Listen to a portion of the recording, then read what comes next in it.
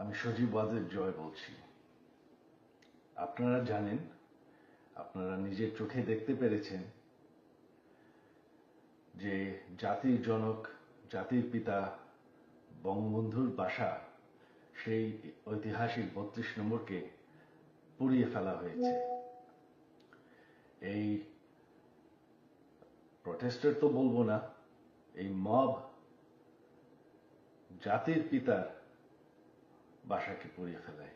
সেই বাসা যেখানে বঙ্গবন্ধুকে হত্যা করা হয়, বঙ্গবন্ধুর আমার পুরা পরিবারকে হত্যা করা হয়, যেই বাসা ৭৫-এর খুনিরাও ধ্বংস করার সাহস পায়নি, যেই বাসা এখন এতদিন ওনার মিউজিয়াম ছিল, সেই বাসাকে তারা পুড়িয়ে ফেলেছে। বঙ্গবন্ধু একটি দলীয় বিষয় না, বঙ্গবন্ধু হচ্ছেন জাতির পিতা। বঙ্গবন্ধু না থাকলে আজকে আমরা বাংলাদেশ হতাম না, আজকে আমরা পাকিস্তান হয়ে থাকতাম। আপনারা জানেন, সামনে 15ই আগস্ট, সেই কালো রাত, যেই রাত্রে বঙ্গবন্ধু এবং আমার পরিবারকে হত্যা করা হয়। আমার আহ্বান বাঙালি জাতির কাছে যে আপনারা যদি স্বাধীনতার চেতনায় বিশ্বাস করেন, আপনারা যদি বাংলাদেশকে ভালোবাসেন, আর এই যে বাংলাদেশে বাস করছেন, এটাকে মেনে নেন যে বঙ্গবন্ধু আপনাদেরকে স্বাধীনতা দিয়েছে, আমাদেরকে স্বাধীনতা দিয়েছে। এই 15ই আগস্ট আমার আহ্বান আপনাদের প্রতি, শান্তিপূর্ণভাবে ৩২ নম্বরে গিয়ে ফুল দিয়ে আসবেন, দোয়া করবেন বঙ্গবন্ধুর জন্য, স্বাধীনতার চেতনার জন্য এবং আমার পরিবারের জন্য। এই হলো আমার আহ্বান আপনাদের প্রতি। ধন্যবাদ। জয় বাংলা, জয় বঙ্গবন্ধু। এই দেশের জন্য আমার নানা, আমার পুরা পরিবার জান দিয়েছে। আর তিনি এত কষ্ট করেছেন, গণতন্ত্র ফিরে এনেছেন, দেশকে উন্নয়ন করেছেন, জেল খেটেছেন। তারপরে যে ওনার সাথে এইভাবে অপমান করা হলো, এবং স্পেশালি এখন আমার নানার বাসাকে যেখানে আমার পুরো ফ্যামিলিকে হত্যা করা হয়েছে, সেইটা মিউজিয়াম ৩২ নম্বর ধানমন্ডি। সাজিদ ভাই, একটু যদি জুমের যে অডিওটা আছে এটা যদি আনমিউট করেন, গোটা পৃথিবী আপনাকে শুনছে এই মুহূর্তে, বাংলায় আর বাংলায়, একটু যদি আনমিউট করেন। ৩২ নম্বর ধানমন্ডির কথা বলছিলেন। ৩২ নম্বর ধানমন্ডির স্মৃতি আমাদের সবার আছে। শেখ মুজিবুর রহমানের স্মৃতি বিজড়িত বাড়ি পুরোটা জ্বালিয়ে দিয়েছে, পুরোটা জ্বালিয়ে দিয়েছে। তারা আমাদের সকল নেতা কর্মীদের উপর হামলা করছে, তাদেরকে খুঁজে বেড়াচ্ছে। আমাদের বেশিরভাগ মন্ত্রীদের বাসা তো জ্বালিয়ে ফেলেছে, অনেক এমপিদের বাসা জ্বালিয়ে ফেলেছে, কয়েকজন এমপিকে হত্যা করা হয়েছে। ক্রিকেটার মাশরাফির বাসায় লুট করে জ্বালিয়ে দেওয়া হয়েছে। হিন্দুদের উপর তো নির্যাতন শুরু হয়ে গেছে, মন্দির পুরানো হচ্ছে, সারা দেশে এখন লুটপাট চলছে, আইন শৃঙ্খলা বলে কিছুই নেই। হিন্দুদের মন্দির পোড়ানো হচ্ছে বাংলাদেশে। এই বাংলাদেশ কি শেখ হাসিনার বাংলাদেশ? এই বাংলাদেশ কি শেখ মুজিবুর রহমানের বাংলাদেশ? সজীব ভাই, জবাব চাইছে বাংলা। না, এটা তো না। এই আজকে এটা হচ্ছে কারণ আওয়ামী লীগ আর ক্ষমতায় নেই। আওয়ামী লীগ যতদিন, শেখ হাসিনা যতদিন ক্ষমতায় ছিলেন, বাংলাদেশের মানুষ, বাংলাদেশের মাইনরিটি, বাংলাদেশের হিন্দু, তারা নিশ্চিত ছিল। আপনারা কি এই মুহূর্তে শেখ হাসিনা চলে গেছেন, সজীব ভাই, আপনারা কি আক্রমণ শুরু হয়ে গেছে, কারণ বিএনপি জামাত তারা হচ্ছে বাংলাদেশ থেকে হিন্দুদেরকে শেষ করে দিতে চায়। মানে আপনি আশঙ্কা করছেন যে হিন্দু শূন্য হয়ে যেতে পারে বাংলাদেশ? ৮% হিন্দু পপুলেশন পড়ে রয়েছে, শূন্য হয়ে যেতে পারে, এটা আপনি বলছেন ওয়ার্ল্ড টেলিভিশনে?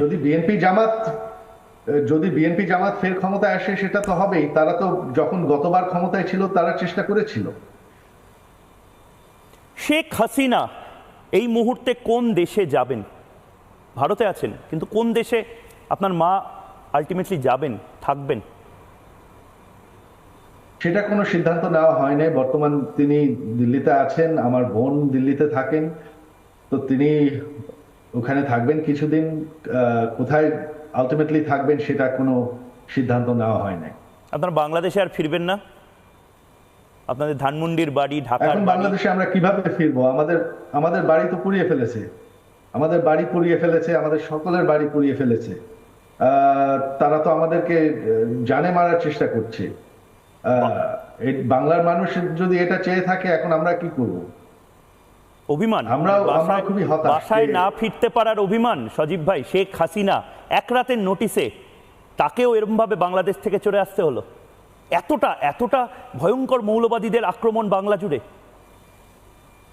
হ্যাঁ, এখন কি করব? তিনি সিদ্ধান্ত নিয়েছিলেন যে ছাত্রদের উপর গুলি করা হবে না।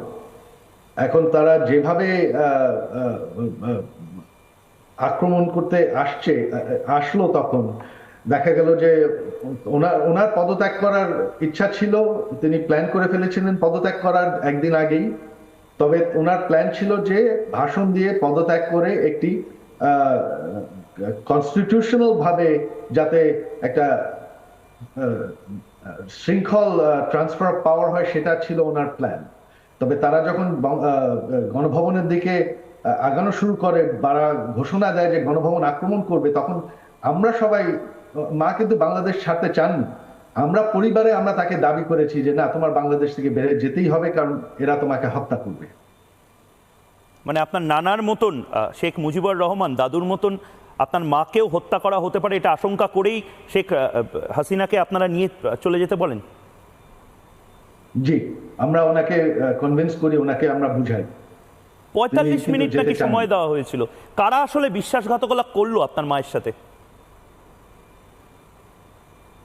এটা বিশ্বাসঘাতক আসলে করেন। এই সিচুয়েশনটা উস্কানো হয়েছে এই ছাত্রদের, ওই যে এটা ঘটনাটি কোটা আন্দোলন, যখন আমরা প্রথমে ঘোষণা দিলাম যে আমরা দাবি মেনে নিচ্ছি, কোটা আমরা কমিয়ে ফেলবো, ওই আদালতের রায় সরকার অ্যাপিল করছে সুপ্রিম কোর্টে। তো সেদিন রাত্রে 15 জুলাই রাত্রে ঢাকা বিশ্ববিদ্যালয়ে একটি গ্রুপ মার্চ করে তারা ইয়া দেওয়া শুরু করলো যে আমরা রাজাকার, আমরা রাজাকার। এটা কারা করেছে ঠিক কেউ জানে না। ঠিক আপনারা কি সন্দেহ করছেন আমেরিকান, আমি সোজাসুজি জিজ্ঞেস করছি, আমেরিকান ডিপ স্টেট বা পাকিস্তান বা চায়না কোনো বিদেশি শক্তির হাত থাকতে পারে বলে আপনার মনে হচ্ছে? হ্যাঁ, আমার অবশ্যই মনে হয় আছে। তবে চায়না এর সাথে জড়িত না। চায়না কোনোদিন আমাদের ইন্টারনাল অ্যাফেয়ার্সে হাত দেয়নি। শুধুমাত্র পাকিস্তান আর মার্কিন যুক্তরাষ্ট্র দিয়েছে। চায়না কেন শেখ হাসিনার এত বিরুদ্ধে চলে গেল? চায়না এমন একটা ষড়যন্ত্র করলো যে গোটা দেশের থেকে আপনাদের ক্ষমতা হাত থেকে বেরিয়ে গেল। কেন? কারণটা কি আপনার কি মনে হয়? না, চায়না এই ষড়যন্ত্র করে নাই। চায়না এর সাথে জড়িত না, সেটা আমি নিশ্চিত। আমেরিকা যুক্ত? বলতে পারি না, হতে পারে। আমাকে একটা কথা বলুন জয় ভাই, সজীব ভাই, এই যে আপনাদের চলে যাওয়াটা এবং তার পাশাপাশি জামাত এবং বিএনপির যেভাবে হিংস্র নখ দাঁত বেরিয়ে পড়ছে, বাংলাদেশের উন্নতির জন্য এটা কতটা ভয়ঙ্কর? আমরা দেখছিলাম চোখের সামনে ভারতীয় হয়ে বাংলাদেশ জিডিপিতে এগোচ্ছে, বাংলাদেশ উন্নয়ন করছে, বাংলাদেশে চাকরি আসছে, ট্রেন লাইন হচ্ছে। ভারতের বন্ধুত্ব আসলে কি বাংলাদেশের জন্য ভালো না খারাপ? না, ভারতের বন্ধুত্ব তো অবশ্যই ভালো। তবে উন্নয়ন হচ্ছিল শুধুমাত্র শেখ হাসিনার জন্য, ওনার পরিশ্রমের জন্য, ওনার সরকারের জন্য। এটা বাংলাদেশের 75-এর পর থেকে একটি মাত্র সময় 15 বছর, যেটাকে কিন্তু বাংলার মানুষ মনে রাখবে as the golden period of Bangladesh. তবে সেই উন্নয়ন কিন্তু এখন থেমে গেল। এখন আজকে দেখছেন যে এটা তো মানে কি বলবো, অ্যানার্কি চলছে। আর বিএনপি জামাত দুবার ক্ষমতায় ছিল, তারা তো একবারও কোনো উন্নয়ন করতে পারেনি।